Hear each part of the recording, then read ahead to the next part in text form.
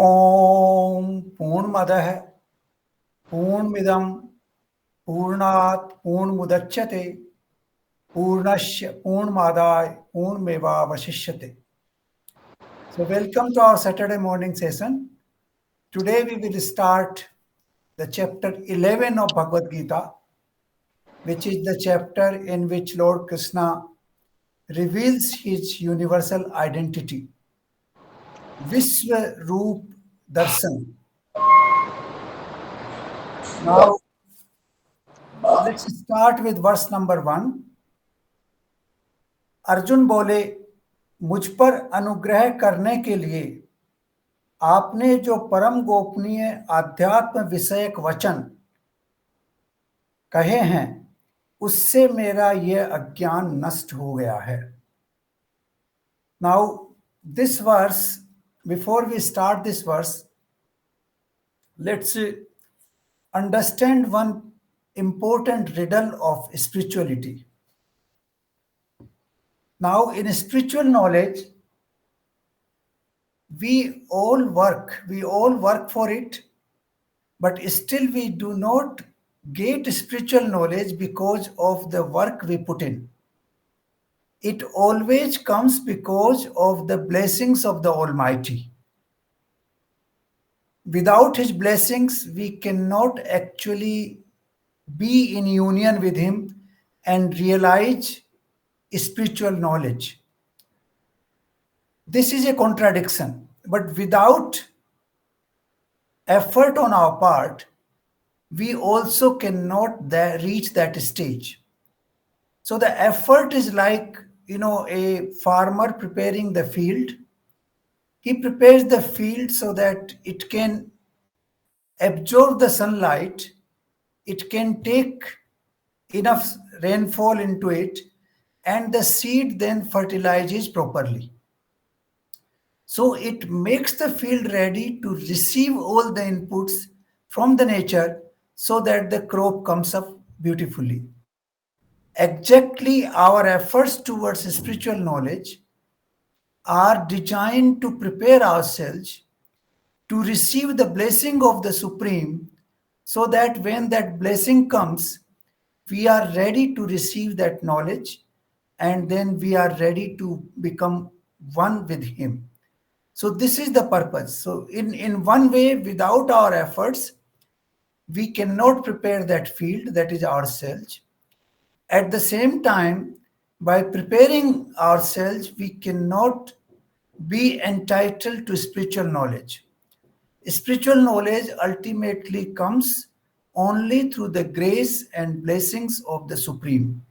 This is a riddle of spirituality, and that is why Arjuna starts with this verse saying, in Sanskrit it says, Madhunugrahaya, that you have, आपने मेरे ऊपर अनुग्रह किया है.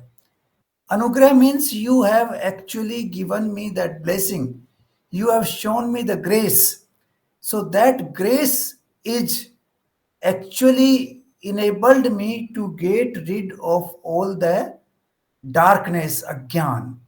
So that is what the first verse says here. मुझ पे अनुग्रहित करने के लिए आपने जो परम गोपनीय आध्यात्म विषयक वचन कहे हैं, that is the Lord's blessing on Arjuna, so that his ignorance, his darkness disappears. That was the purpose of Lord's blessing, and he is acknowledging that I have not been able to remove this because of my efforts, but because of your grace. And you gave me that blessing that enabled me to overcome my ignorance and my darkness. So this is very important here. Now, Gopniya Adhyatma Visayak Vachan. Now, those specific verses which have been enumerated in chapters 7, 8, 9, and 10, a large number of them are actually Adhyatma Visayak and also Param Gopniya. Param Gopniya means which can be revealed only to those who are dedicated to the Almighty, who have become absolutely, who have absolutely surrendered to Him. So that is what Param Gopniya, and those kind of knowledge has been revealed in those chapters from 7 to 10, which has enabled Arjun to get rid of his ignorance of knowledge. Now, here अज्ञान नष्ट हो गया है, ज्ञान की प्राप्ति नहीं हुई है, अभी भी अज्ञान नष्ट हो गया है. You can actually get rid of your ignorance through variety of ways. Reading scriptures, listening to other people, that enables you to get rid of your knowledge, ignorance. But your gyan, your real realization of knowledge does not come through that. For that, you have to experience yourself the knowledge or the reality of existence. That experience gives you the gyan. But removal of a gyan is possible through the knowledge which has been expressed by others either in the written form or in the verbal form. So this is the difference between the two, that when we discuss here these issues, we are able to get rid of our ignorance, but we cannot actually acquire gyan, because acquisition of gyan is such a personal phenomenon that you have to realize it yourself. That is what Arjuna will come to this point in the subsequent verses. So this is what Arjuna is expressing in this verse, which is very, very significant. Now, another point here is that you cannot surrender, you cannot get rid of your ignorance completely so long as you have ahankar, so long as you have ego. Now, ego is the biggest hurdle in the process of surrendering. And ego is such a fine, existence. It is very thin. We even do not realize many times that we are acting out of out of ego. But many of our acts happen because of ego, which is deeply hidden in each one of us. When I analyze my own action sometimes, I feel that I did it because of some ego in myself. So that ego is always there uh, to some extent until total surrender happens. Total surrender will happen only when ego is completely eliminated, ego goes out of your personality completely. So these are essential requirements to proceed towards realization of the self.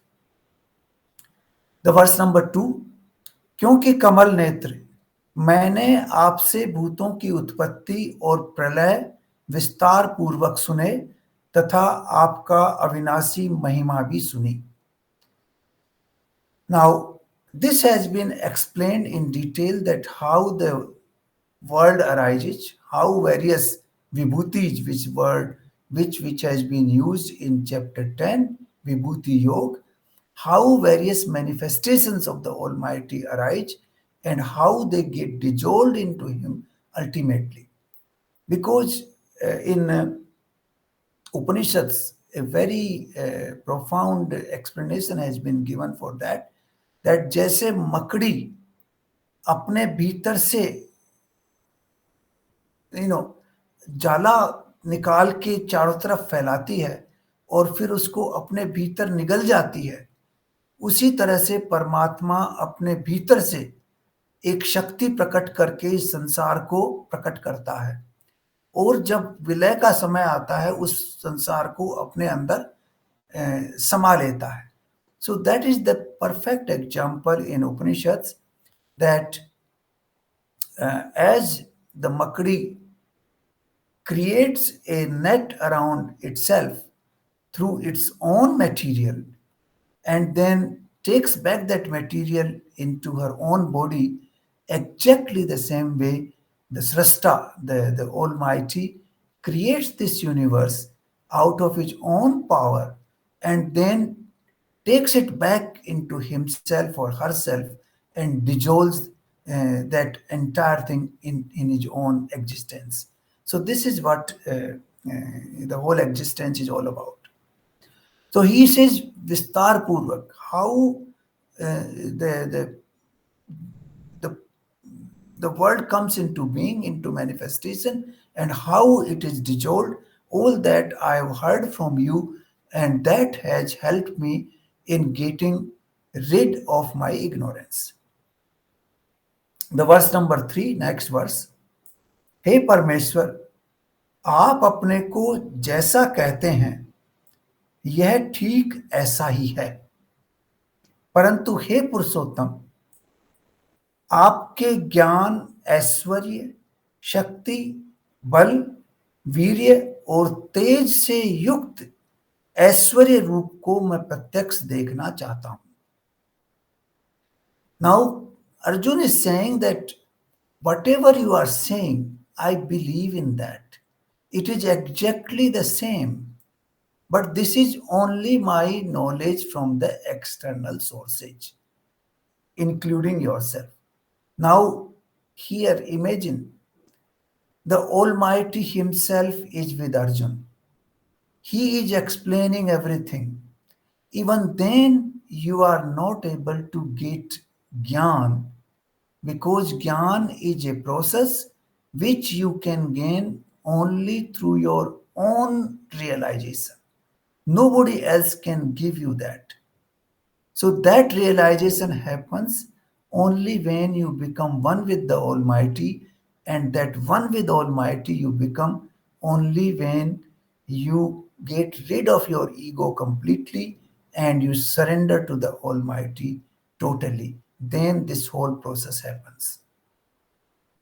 So here he is saying that I am absolutely blessed. You have given me the grace. I have been able to overcome my ignorance, but how do I attain gain knowledge? Now, knowledge is not the right word for gyan, so I'll use the word gyan. So, how do I get gyan? How do I realize uh, the existence of the Almighty, the existence of the universal consciousness? How do I do that? Now he has used various adjectives here कि आपके ज्ञान, ऐश्वर्य, शक्ति, बल, वीर्य और तेज से युक्त जो एग्जिस्टेंस है, I want to see it, I want to see it myself so that I can realize the knowledge.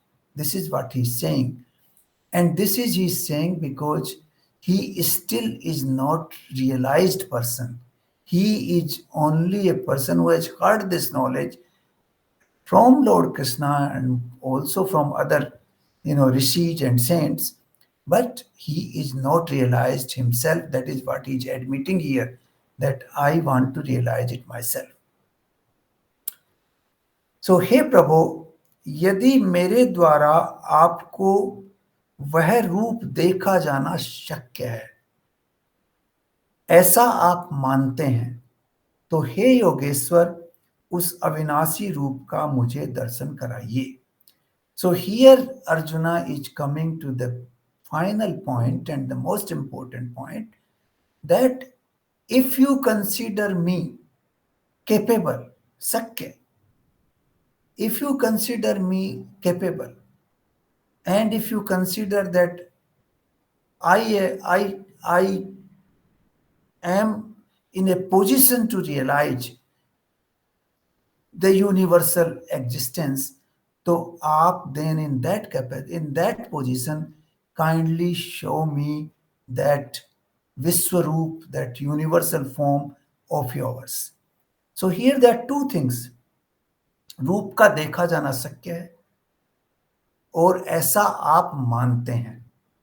These are the two important things. So we should understand these 2 points in detail.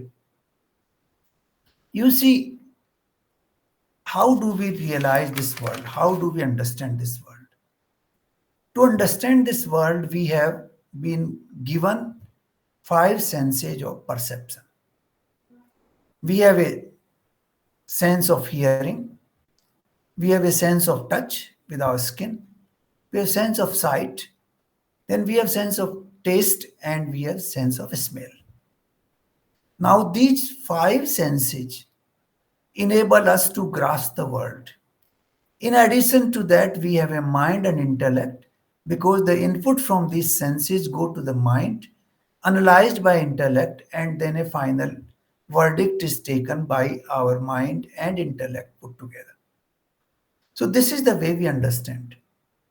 Now these sense organs, mind and intellect put together, they are designed to grasp the things which are in form, which are existing in some form, whether it is a book or a house or a field or a human being or an animal. uh, all these are forms.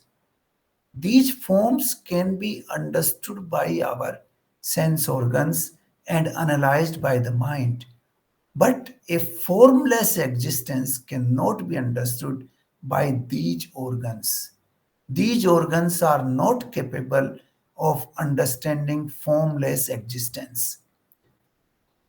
Like ear cannot see and eyes cannot hear. Similarly, all the five organs put together cannot understand what is formless because we don't have that capability. That instrument is not available in our body mind complex. That is the reason, that is why we cannot see the formless existence of the Almighty. So this is one thing we must understand. That is why Arjun is saying that if you consider that it is possible for me to understand your formless existence, and if you think it is possible, then I would like to see that. So this is one point we should understand. Now, second point, we should understand that actually we do not need these five sense organs also to see, to hear, and to touch and to taste. We don't need them also. How? In when you are dreaming in the night, all your sense organs are not functioning. Your ear is not functioning, your eyes are not functioning, your tongue is not functioning, your skin is not functioning. Still, you are able to speak, you are able to see, you are able to touch, you are able to taste, you are performing all those actions even there. So, even without these physical sense organs, you can perform those activities. That is another reality we should understand. These sense organs are required to understand this physical world around us. This is what it is, but these same organs can exist in the form of rage. That is what is called suksham, in the form of very, very, small rage. And through those rage, you can still discharge all the five functions which you discharge through your sense organs. And that we do all the time in our dreams, every day.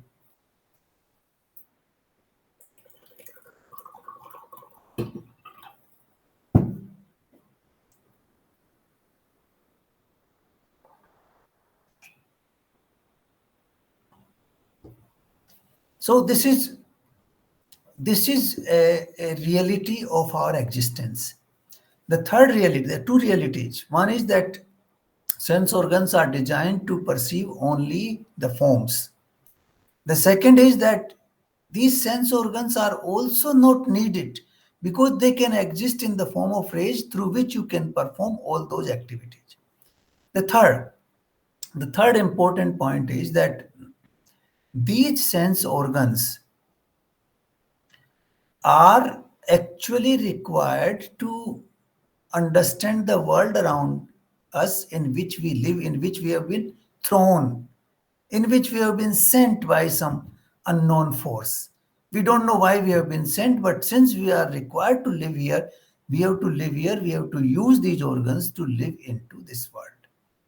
So these are the reasons why this body has been structured accordingly, so that we can discharge our functions in this world properly. But these sense organs cannot enable you to to understand an infinite existence. Infinite existence is not possible through finite sense organs. Sense organs are finite. You can see with your eyes only, you know, whatever you can see, there are limits to that. At one point, you can see a small part of, for example, Akash. Akash is a vast, big entity, but you cannot see whole of Akash with your eyes, because eyes set certain limits around your power to see. Similarly, you cannot hear everything through your ears. Now there are so many sounds in this existence, but you cannot hear them. When you use a radio, you can listen to certain sounds. When you use some other instrument, you can listen to some other sounds.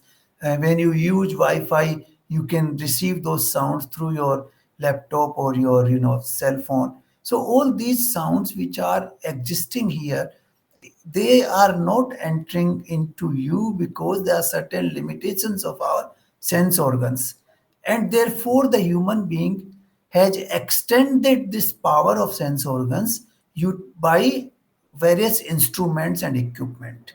For example, we have durbin. Now that it enables us to see longer. You have a lot of hearing aids which enables you to hear. You have certain sound equipment which enables you to hear. So these all these equipments which we see around us, they are basically extension of our sense organs.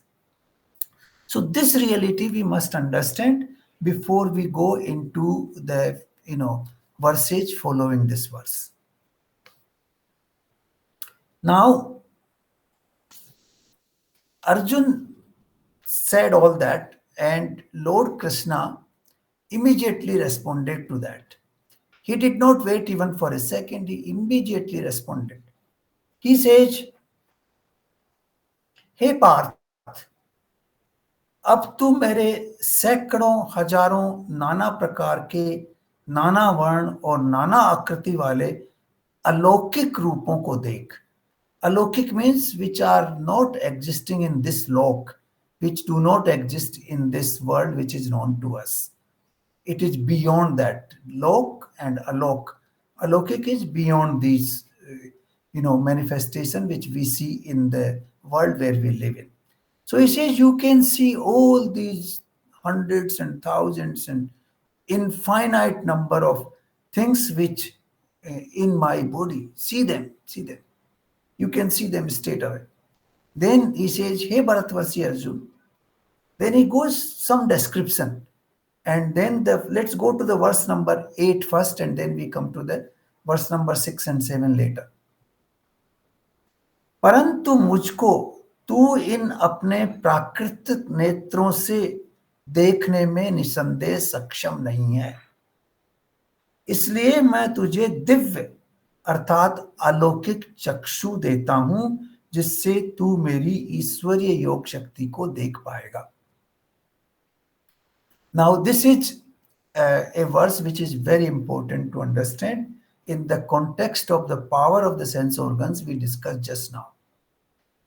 Because prakrit means prakriti. The things which you can see with prakrit netra is the prakriti around us. All that exists around us, that we can see. Then you need divya chakshu. Divya chakshu. Divyam dadati te chakshu. That is the Sanskrit word. Divyam dadami te chakshu. That I am giving you the divyam chakshu. Now divya chakshu is the one which is beyond the, our body and senses, and that chakshu enables us to see things which are not in form, which are beyond forms, beyond रूप. रूप जो शब्द है उसके बाहर जो चली जाती हैं, जो अरूप में चली जाती हैं, उन चीजों को आप उस चक्षु से देख सकते हो. वो दिव्य चक्षु है. Now the question also arises, what was Sanjay's chakshu? Sanjay was also given a chakshu, but that was given for dur drashti, that you can see from distance. But he also could not see the, unless he has that Divya चक्षु, he cannot see the divya form, अरूप नहीं देख सकता उससे. He can only talk, he can hear the sound, he can see things as they are happening, but he cannot realize uh, the the reality, the real reality of the supreme, or of the the Almighty. So here he is saying that let me give you a Divya Chaksu, a special power, which is also called third netra in so many of our writings. That third netra opens up, then you are able to see in the Almighty in its splendor, in its real splendor. So this is here. Before that, Lord Krishna said in verse number 6 and verse number 7 that तू मुझ में आदित्यों को, अर्थात अदिति के द्वादश पुत्रों को, 8 वसुओं को, एकादश रुद्रों को, दोनों अश्वनी कुमारों को और 49 मरुतगणों को देख, और भी पहले न देखे गए आश्चर्यमय रूपों को देख. हे अर्जुन, अब इस मेरे शरीर में एक जगह स्थित चराचर संपूर्ण जगत को देख, और जो भी कुछ देखना चाहता है देख. Now why he is referring these things here again? If we recollect, he has referred to these in chapter 10 also. Because in the beginning of the universe, when the universe was set into motion, these things happen in the very beginning. The Aditi ke Dwadas Putra happened in the very beginning. Eight Vasuj happened in the very beginning. Now you see this language is the language of 5,200 years back in time. So some of these words are not properly understood in today's context. Ekadas Rudron, all this we interpret in our own language in the today's modern world, but those are not the correct meanings. But these refers to the certain powers which came into being in the beginning of the universe and which were instrumental in actually projecting the universe as we see it today. उन 50 मरुतगणों को, that is the 49 types of wind which blows around in the world. Now all these are scientific explanations in the very beginning of the universe when the world started, and then all these things appeared. That is why in verse number 10, in the very beginning, in chapter number 10, in the very beginning, Lord Krishna has said that since I was born even before the divinities, Devtas, even before the rishis, therefore the rishis and divinities cannot understand my existence, because he was born even before that. He was existing before that. Not born, but he was existing before that.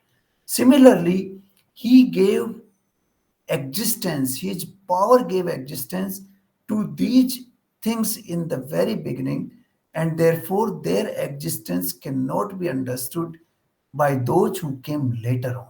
So this is the reason we cannot fully grasp the import of these Aditi के 12 पुत्रों, 8 वसुओं, एकादश रुद्रों. We cannot understand, though in Mahabharata all these have been enumerated.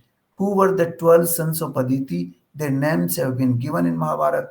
Who were the 8 Vasus? Their names have also been given in Mahabharata. 49 Marutganos, their names have also been given in Mahabharata. Those are all available. But that is only the name.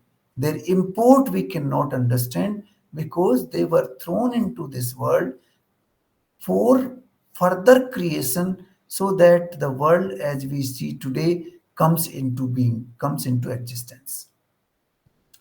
Then he says that you can see everything. Charachar. Charachar means everything. Char and achar. The things which can move and the things which cannot move. There are only two variety of things in this world. The mountains don't move, but the animals move and we move. The trees move upwards. and the earth also moves on its axis and also around the sun, but it doesn't look like moving. So that is called achar. So there are certain things which do not move, there are certain things that move. You can see all that existence in me, so look at that. And then finally he says that I need to give you a divya chaksu, a special power, so that you can understand, so that you can see this divine force, this divine force which is not existing in the form, in any form. It is you know non visible, non intelligible through ordinary human sense organs. So that is why the spiritual knowledge, I call it insensible, unintelligible, which is not understood by our sense organs and which is not comprehend properly by our intellectual ability. So this is what the beginning here is.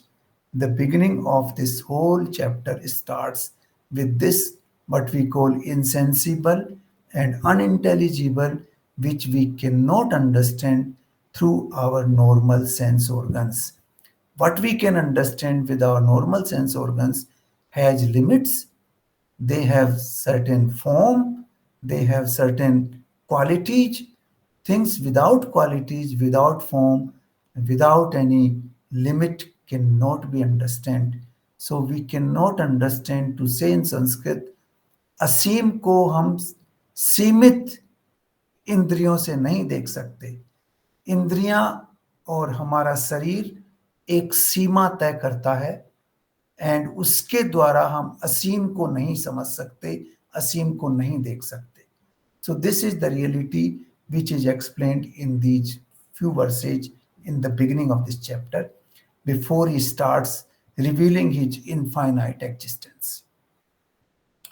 Now Sanjay Uwach. Now Sanjay comes into play here. Sanjay is explaining based on the words of Lord Krishna, because he is able to see and he is able to listen, like we see on television, we hear on television. Exactly, the Sanjay is watching the whole drama which is happening in the field of Kurukshetra. He is watching that drama through that dur drashti which was given to him by Vedvyas, and that drashti enables him to see and to listen. So he comes into play here. Sanjay bole, hey Rajan, and he is telling it to Dhritarashtra. So you see the actors, the whole configurations of this Bhagavad Gita is so sophisticated and so fantastic that Sanjay is telling to a blind king, and Sanjay is watching on the field, and he is listening to Lord Krishna and Arjuna on the field, who are sitting in who are standing in the middle of Kurukshetra. So हे राजन, महायोगेश्वर और सब पापों के नाश करने वाले भगवान ने इस प्रकार कहकर उसके पश्चात अर्जुन को परम ऐश्वर्य युक्त दिव्य स्वरूप दिखलाया. Then he starts showing his infinite divine form or divine existence, which encompass everything that exists in this universe. Everything which exists is now he is able to see, because he got a special eye, he was given a special power which is enabling him to overcome the limitations of his sense organs and his mind and intellect, and he is able to see that. It is exactly in the same way as we overcome the limitations and existence of our sense organs in the dream state, when we don't need sense organs to talk and to listen and to see. Similarly, here Arjuna now has gone even beyond that. He, in the dream state, you can only see, hear, and listen things which are in form. You cannot see infinite existence there also. That is not possible. But Arjun has been given a very divine power which takes him beyond that, beyond the power of the dream state, which enables him to see everything in whatever form and non form they exist. So, this is what Sanjay is telling to Dhritarashtra कि सब पापों के नाश करने वाले भगवान ने इस प्रकार कहकर अपना ऐश्वर्य युक्त शरीर अर्जुन को दिखाया. Now, you see, seeing and realizing, these are two things. That is the difference between Sanjay and Arjun each. Sanjay can see what is can be seen, but he cannot realize that. Arjun will realize it. So that is the difference. Arjun को ज्ञान मिलेगा, संजय को वो ज्ञान नहीं मिलेगा. But Sanjay can still see the reality. Now that jnana comes only when you have the grace of the Almighty, when you have the blessings of the Almighty. That is the first verse in which Arjun said that आपका अनुग्रह हो गया मेरे ऊपर. Then I'm be able to overcome the ignorance. And then in the fourth verse he says that अगर आप मेरे को शक्य समझते हैं, अगर आप ये समझते हैं कि मैं इसके योग्य हूं कि मैं आपका रूप देखूं, then let me see that. That is what he said. And then Lord Krishna gave him the special power to enable him to see all that. So I think we will start from verse number 10 in the next session, because that is a different description of the supreme power. There are variety of things that will appear in that, some of which we do not understand in the modern time, and not easy to understand, because when the whole universe appears in front of us, how do we understand that? It's not easy to understand. We don't understand even the visible manifest universe. We don't even understand our own spouse who has been with us all our life. We don't even understand our own son and daughter who have been living with us. So how do you understand the entire infinite existence? So that is not an easy process to understand, and that is why most of us describe this thing, but it is not grasped in detail into. It is not gay. ज्ञान नहीं होता, समझ होती है. That is the difference. We understand the words, we understand the phrases, but we do not understand the real import of that, because वो पूरा अंदर तक नहीं जाता है. So this is how it is like describing the sugar.